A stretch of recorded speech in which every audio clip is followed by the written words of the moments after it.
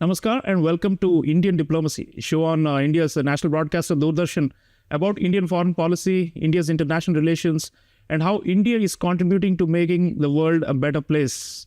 Viewers, in this episode, we are taking a close look at India's soft power. The proposition in this show is that India is actually a superpower when it comes to soft power. Soft power is the power of attraction and admiration, like and respect. This comes out of inherent cultural and other attributes and also contemporary actions and conduct. So we are arguing that India is a soft power superpower. How is it so? What are the ingredients of Indian soft power and what kind of influence is it having on the world? This is the theme of the show. And to discuss this, I'm really privileged to introduce you to one of the most illustrious Indian Foreign Service officers who is currently Director General of the Indian Council for Cultural Relations, which is the main cultural diplomacy arm of the Ministry of External Affairs of the Government of India, Ambassador Nandini Singla. Ambassador Singla has served with great distinction as our High Commissioner to Mauritius, our Ambassador to Portugal, and is currently helming the ICCR. Ma'am, welcome to Indian Diplomacy. Thank you. Namaskar. Ambassador Singla, let me take you up to start with on the concept of soft power itself. In today's heightened, conflict-prone and geopolitically very fraught moment, many people are of the view that, hard power, as in military coercion and economic might, is all that matters, and that soft power is, insignificant or irrelevant. There are a lot of people, especially the ones who believe in what we call like a realpolitik or a, Marktpolitik kind of view of the world, and they would say that, this is just talk and it doesn't really matter. What really matters is, as Stalin once said, how many divisions does the Pope have? The Pope is irrelevant because the Soviet Union is a superpower based on its military and economic might, right? So today it looks like we are again in that kind of an era where wars and violence are growing and competition is increasing. So in that kind of a setting, highly charged environment, does it make sense for a rising power like India to invest resources and time and money and into soft power at all? And how about just dismissing soft power and saying all we need to do is grow economically and build a strong military? What is even the need for a soft power? I think there is in fact a greater need for India to invest in soft power today. And I'll give you 3 reasons for it. Today, as you rightly mentioned, you see the stark use of hard power to coerce countries into doing what you want them to do. And how is it going? You see the reaction. You see how difficult it is to do that. And the interesting thing is, it's not enduring. Because the moment the power equations change, your power changes too.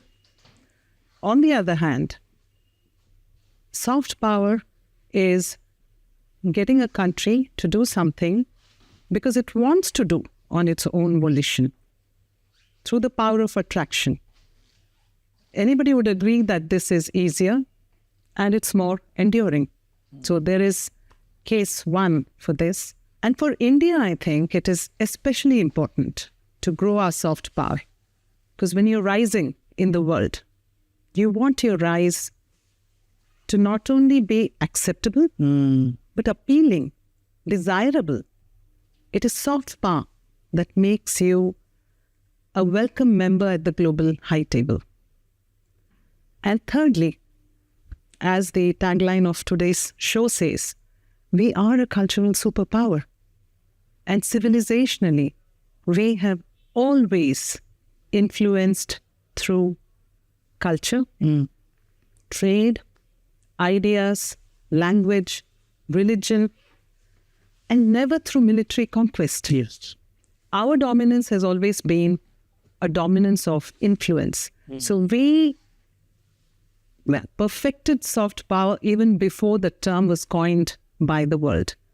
And I think it's time to sharpen this ancient tool of India and use it not just for India's rise, but for the benefit of the world. Viewers, for India to be accepted as a great power, as it accumulates hard power also, it requires this additional element of soft power, and that's the important point Ambassador Nandini Singla is making. Nandini ji, let's go a little deeper into India's own, attributes and special strengths in soft power. When Joseph Nye coined the term, the Harvard political scientist, he broke it into subcomponents, as you know, culture, political values, and foreign policy. He said a combination of these three determine your overall soft power of a nation state. So what is it about Indian culture, Indian political values, and Indian foreign policy, you think, that make us stand out, that make us a superpower? I think India is uniquely placed in the world. I would say arguably it's the only country with a 5,000-year-old civilizational legacy, an unmatched depth, richness, and diversity of culture. We are the most multilingual country in the world in practice. I think we have at least 1,300 dialects. Wow. We have more than 3,000 unique art and craft forms. I think we have more than 300 dance forms alone, more than 200 musical instruments. And we make movies in 30 different Indian languages. When it comes to cuisine, textile traditions, we have hundreds of them. In fact, they're not even documented because every 100 kilometers, the food changes, the language changes. I think we're the only country in the world with such depth, diversity, and scale in terms of culture. On political values, ma'am, I mean, there's another element which is supposed to attract the world to India. So what are our core political values in your view, which is persuasive or something that is to be admired or even emulated by others? I would in fact go one step beyond political values. India's values are again unique in the world because they're foundational to humanity. I'll just give you maybe 3 quick examples. Vasudhaiva Kutumbakam is not just a slogan. It's not just a cliche. It defines how India viewed not just the world, but the universe. We believed in what today quantum physicists and scientists are confirming. We knew that the world is energy. We're all vibrating energy frequencies. And we're all in this energy soup together. So I cannot thrive at your expense. We are in it together. Non-dualism, it's one of our core things, isn't it? Yeah. So that's where we believe in the karma philosophy, that the cycles of life matter. But it's not just that this Vasudhaiva Kutumbakam philosophy translates into harmonious coexistence between human beings. It goes beyond. Imagine if you believe that you are made of the same energy as the tree next to you, the cat sitting on your floor, or the inanimate rock. From that flows all of today's modern political values, as you term them. It means that we believe in equality, liberty, fraternity, democracy, dialogue, environment as a trusteeship of humanity. Sustainability. Sustainable development, women's empowerment, human rights. So we have the mother of values to give to the world. I believe India's most valuable export to the world. It's something that every human being is seeking. How to be happy. In today's stressful world, everybody is looking for peace, purpose outside. And our ancient wisdom knew that your life only mirrors your inner world. You are happy not because of what the world is doing or not doing for you. You're happy because of what you have discovered inside yourself, how you think, how you perceive the world. And I believe the world really needs this fundamental value. Imagine if we were to communicate to the world, not just how to be peaceful, because in Indian philosophy it goes beyond that, how to be joyful by finding purpose and meaning in life. imagine if we were to convey this eternal message to the rest of the world. And if you talk about democracy and dialogue, again, it's a very core value. It's not a political value for India. You know that the oldest inscription on democracy in the world was found in Uttaramerur in Tamil Nadu. I think it was 920 AD. Yeah. But today, look at how it seeped into our DNA. A millennia later, you are not just the world's largest democracy. You are not just the country with the number of voters is more than the combined population of 27 countries of the European Union and many other countries. Yeah, it's more than 700 million voters. Yeah. Voters. And the population of the EU is like 450 million, I think. So there is another 200 million. Mm. It's not just that. Look at the fact that we have 150,000 registered media publications in India today, the highest in the world. What does it show? There is this whole prolific diversity of thoughts, ideas, dialogue happening in our country all the time. And the fact that we have the largest number of newspapers in the world, 17,000 newspapers in more than 100 languages. Isn't it mind-boggling? Yeah, yeah. So the point is that India's values, when Joseph Nye said values are a core component of your soft power, in India's case, these values go to the very foundation of human life, the human experience. And what is even more remarkable is that we, as a continuing civilization, have kept these values intact even today. Yeah, I mean, we're the carriers of the flame, a continuing civilization with universal appeal. That is what India is, or Bharat as it used to be called. Nandini ji, while we are quite aware of all the phenomenal strengths of Indian civilization that we just spoke about, there is still an effort to misinterpret or misrepresent India internationally by some Western interest groups, and sometimes some of these consultancies, Western consultancies like Brand Finance have been issuing somewhat popular rankings of countries by soft power. China is number 2 in the world and India is number 34 according to Brand Finance in soft power. But it will be helpful for our audiences, especially our international audiences who watch this show, to understand why these rankings are flawed and what you think is the right way to go about to correct these wrong portrayals of India as having low soft power. Well, thank you for that important question. First of all, I don't think our ranking is low because we figured in the 30s, between 30 and 35. And the survey was actually initially of all 193 countries. So 30, 35 and 193 is not low, especially when you consider that India is the only country which is not a developed country or a upper middle income country in that list. Right. And that is a recognition that our core strength of culture remains intact. Secondly, the reason we are not ranked higher is because this survey actually factors in indicators like economic competitiveness, attractiveness of the country to foreign direct investment, ease of doing business, innovation, even the number of patents that your country owns, how many academic institutions have world rankings, Right. the number of foreign tourists who visit the country, how well you're doing in international sporting events. Yeah. It even has indicators on governance. Yeah. And reputation, which is a very subjective thing. Yeah. Trust You're in sitting in government. London and saying India's reputation is bad. I see a problem. In fact, it has indicators like Freedom House scores, which is very Western. It has indicators like trust in government, good governance, human rights, gender rights.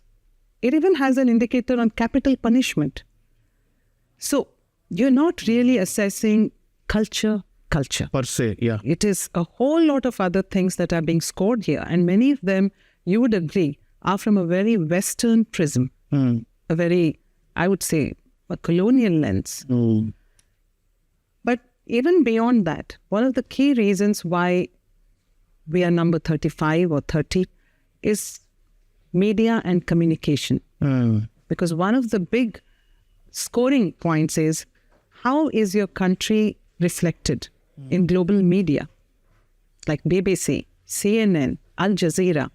We know their biases. Yeah. And also the fact remains that the Indian story has been told from a legacy narrative, a post-colonial narrative, a Western narrative.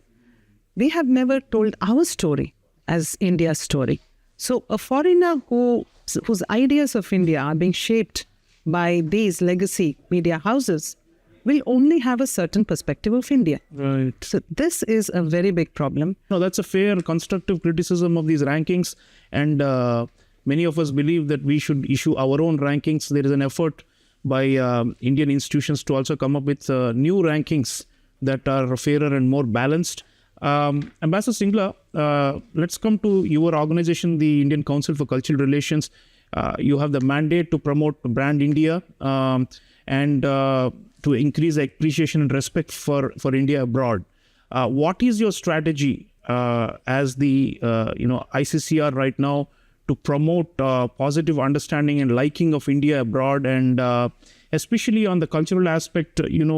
Under Prime Minister Narendra Modi, we have become more self-confident as a civilizational power in the world, and we are doing a lot more in terms of not only asserting our own culture, but also valorizing the culture of others, as Prime Minister does wherever he travels and all that. So are you seeing a difference, especially in the Modi era, last 12 years, in the way India is being perceived abroad, and how is ICCR strategizing to further deepen this cultural persona of India and to imprint it in the minds of people all over the world? No, absolutely. I think in the last decade, we have seen the people of India reclaiming a sense of pride in our civilizational heritage. We have seen a more authentic, a more confident assertion of India as Bharat. And I think this is self-evident both in India and abroad, even amongst the diaspora, the Indian diaspora. We have the largest diaspora in the world. Now, this has not happened just on its own. Our Honorable Prime Minister says, Vikas or Virasat. And there has been so much done to actually preserve our ancient heritage sites, promote our pilgrimage sites, build museums. There are so many tribal museums today that didn't exist earlier. We have the world's biggest Yugin Museum coming up, showcasing 5,000 years of Indian history. We have the National Maritime Heritage Complex in Lothal, the site of the world's oldest port. We are promoting the One District, One Product initiative. There's so many things that are being done, digitization of manuscripts, for example. And this has certainly positioned India very differently from where it was 10 years ago. And I think the biggest success story of India's soft power has been the International Day of Yoga. Of course. The way our Prime Minister took it to the UN, you'd be happy to hear that last year on 21st June, ICCR anchored more than 2,000 yoga events in more than 200 locations across the world. And as our External Affairs Minister said at the 75th anniversary celebrations of ICCR last year, the political and economic rebalancing that is underway in the world is setting the stage for cultural rebalancing. ICCR is trying to build this narrative of brand India, comprehensive narrative, in partnership, in a PPP mode, in partnership with various stakeholders, especially people who are promoting India already in foreign countries, local organizations, diaspora members. For instance, we run 38 Indian cultural centers abroad, and we send teachers of yoga, music, dance, Indian languages to teach foreigners. And you would be surprised to know that a majority of the 170 teachers that we have abroad are locals. They're either foreigners who are passionate about Indian culture, or they're members of the diaspora who have learnt Indian music, Indian dance, despite staying abroad for several years. Indophiles, as they're called, yeah. Yes. We are tapping into this huge resource, and we are also restructuring our cultural centers, our scholarship programs to attract and onboard better institutions, better students, better quality students. And we are also reviewing our India chairs that in the ICCR universities. deploys in foreign universities. A big focus for ICCR is reaching out to young people because they are the future. And we have announced many new competitions, an international dance competition, a social media influencer prize, a prize for those who are trying to learn some aspect of Indian culture, music, instrument, dance. And we have also introduced a new visitors program, bringing people who are studying Hindi or Sanskrit abroad to India on familiarization visits. And we are also bringing young political leaders to come and discover, see India with their own eyes. We have a program called Gen Next Democracy Initiative, under which we have had 277 such young leaders from different political parties coming from 77 countries. Wow. Because we realize that unless they come to India, experience India firsthand, their perspectives about India may be shaped by the global media. It's really limited. Absolutely. Ma'am, we are also helping rebuild or connect our civilization linkages across Asia and beyond through relics and through exhibitions and these sort of things, right? So this is also, I think, winning hearts and minds around the world. Many people are queuing up to simply see relics that have come from India of the Buddha or something like that. Now, I'm just giving one example. So these sort of initiatives, we're reconstructing heritage ruins in other parts of the world as well. So these will probably also raise our stature, isn't it? Absolutely. And I would like to say here that Joseph Nye also spoke about a third element when he defined what constitutes soft power. And the third element, the first was culture. We spoke about it. Second was values. Thirdly, he spoke about how this translates into foreign policy. Yes. What your country represents on the global platform. So here I would like to say that we are again a world leader. Let's take the example of what I mentioned as a core cultural value of India, Vasudhaiva Kutumbakam. You spoke about us reinstating old cultural heritage sites abroad. But look at how we have walked the talk on Vasudhaiva Kutumbakam. In the worst challenge that humanity has known in living memory during the pandemic, when no country was willing to spare vaccines, we not only spared them, we gave them for free, and we gave them at the same time that we were giving these vaccines to our own people. I was the Indian High Commissioner in Mauritius, and I gave a huge gift of vaccines from India the same day that they were rolled out for Indians in India. And if you look at just the last 5 years, we have been the first responder in disaster relief and crisis situations to more than 150 countries in the world. When there have been earthquakes, typhoons, water crisis. And our development assistance also, more than 75 countries were implementing significant projects. More than 600 projects in more than 75 countries in the world, out of which I think it's more than $27 billion that we have given just as soft loans. But the interesting thing is it's not just development projects or monetary assistance. What we do is actually what a country does to a friendly country as a friend. We build the capacities of these countries towards self-reliance so that they don't need such assistance anymore. For instance, every year we train about 10,000 professionals from developing countries in more than 300 sectors. we give more than 4,000 scholarships every year to foreign students, and 90% of these scholarships are for developing country students. Ma'am, last word. So the government is doing a lot, and we spoke about the public sector. But, we have so many things: media, entertainment, think tanks, academia, corporate houses, NGOs, spiritual organizations. A lot of them in the non-governmental sector, our private sector, it's booming, it's growing. Our business community is also very influential worldwide now. What is their responsibility when it comes to making sure that India remains this soft power superpower, or even grows even bigger in the imagination of the world, I'm very happy you asked this question, because developing a country's soft power cannot be done just by the government.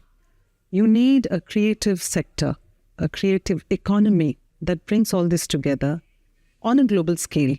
So that includes art, museums, literature, architecture, design, but also food, festivals, our films, Netflix shows, and very, very importantly, developing products, technology products, luxury products. It could even be our one district, one product products that penetrate the daily lives of foreigners in different countries. That's how they come to know your country. And in our case, it could even be wellness products. It could be even services like Ayurvedic massages or yoga, meditation practices, spirituality. Today, if you look at the thousands of people who turn up when our spiritual gurus go abroad, you will realize there is such a hankering for their pravachans, the wisdom that they impart. So we have to onboard all players from the private sector, think tanks, because literature festivals, a Davos-like forum for India, all these are soft power projections. Right, viewers. So public-private partnership is always critical when it comes to a great national endeavor like sustaining and enhancing soft power. The sum of the discussion with Ambassador Nandini Singla is that, India is a great civilization with many, many attractive qualities. But it needs to be packaged in today's competitive world. State as well as the private actors have to strive to make sure these are understood and appreciated worldwide. And that is the ongoing effort. Let me thank Ambassador Singla for outstanding work at the ICCR and for keeping the flag flying on the world stage. Thank you so much, ma'am. And we wish you all the very best for the ICCR's continued success. Thank you. Namaskar. So viewers, soft power of India is work in progress, but it's also a great inherited legacy going back millennia. So the combination of historical legacy and contemporary actions and conduct, that is what is going to take us forward. We cannot take anything for granted.